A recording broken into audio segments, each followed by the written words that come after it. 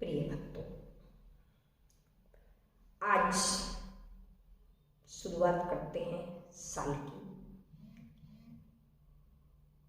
आज जनालय में नहीं, जिनालय में जाएंगे।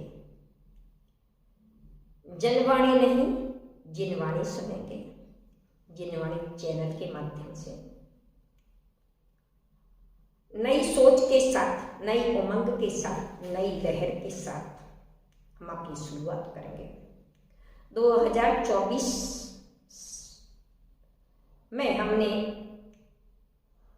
अपने बरसता हंसतों को खोया है, पर 2025 में अपने ऊपर बरसता हंसता आए। तो आज चलिए हम जनवरी से पहले जिनवाणी तक चले। जिनवाणी से ही जनवरी को अर्थात पाएंगे। तो आज जिनवाणी चैनल के माध्यम से जिनवाणी सुनेंगे कि आज हमें अपनी संस्कृति का निर्माण करना है। प्रातः काल उठ करके 1 तारीख को अपन मध्यालय ना जा करके मंत्रालय जाना है, जनालय ना जा करके जिनालय जाना है। अर्थात हमें होटलों में नाम बना करके मंदिरों में जा करके आराधना करना है। अर्थात 1 तारीख को सबसे पहले हम एक अपने जीवन की प्रारंभ करें धर्म पुरुषार्थ के साथ। तो सबसे पहले मंदिर में नहा धो करके पहले उठें, उठ करके 9 बार नमोकार मंत्र पढ़ें। 9 बार नमोकार मंत्र पढ़ के अपने दोनों हाथों की हथेली में अर्थात ये 24 पौरे पर 24 तीर्थंकरों को याद करें और 24 तीर्थंकरों को याद करके फिर बीच की लाइन में जिनवाणी अर्थात सरस्वती को याद करें और नीचे गुरुओं को याद करें। तो सबसे पहले उठें और अपने दोनों हाथों को देखकर देव शास्त्र गुरु को नमस्कार के ओम की ध्वनि को लेकर के और अपने पूरे शरीर में ओम की ध्वनि लगा करके फिर अपना बायां पैर नीचे उतार करके अपनी दैनिक क्रिया करके और फिर मंदिर फ्रेश होकर के मंदिर जाकर के 1 श्रीफल और 1 दीपक लेकर के जाएं और 1 तारीख को 1 के लिए पुरुषार्थ करें। फिर उसके पश्चात आप अपनी पेट पूजा करें। पेट पूजा के बाद हमें आचार्यों ने कहा पहले मुनि को आहार दें, फिर नीचे करें आहार।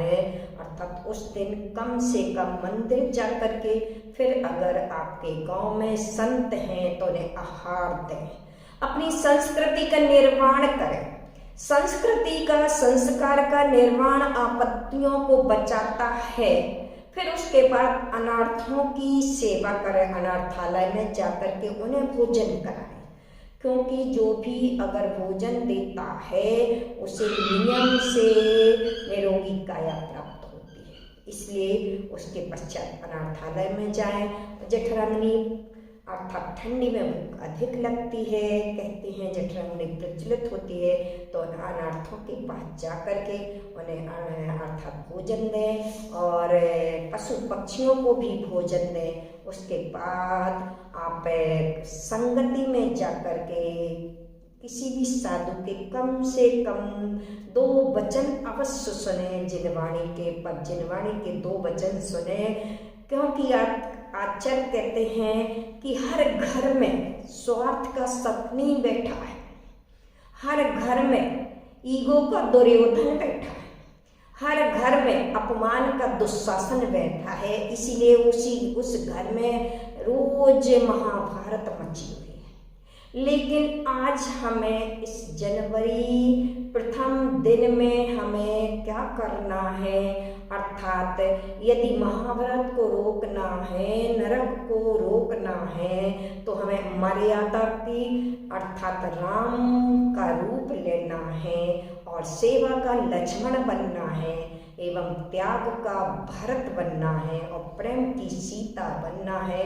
नियम से 2025 में आपके घर में रामायण प्रारंभ हो जाएगी, अर्थात रामायण का जन्म होगा। तो ऐसी नई सोच के साथ अपने जीवन में अर्थात परिवार में सहनशील बनना है, समाज में सेवाशील बनना है और जीवन में विवेकशील बनना है।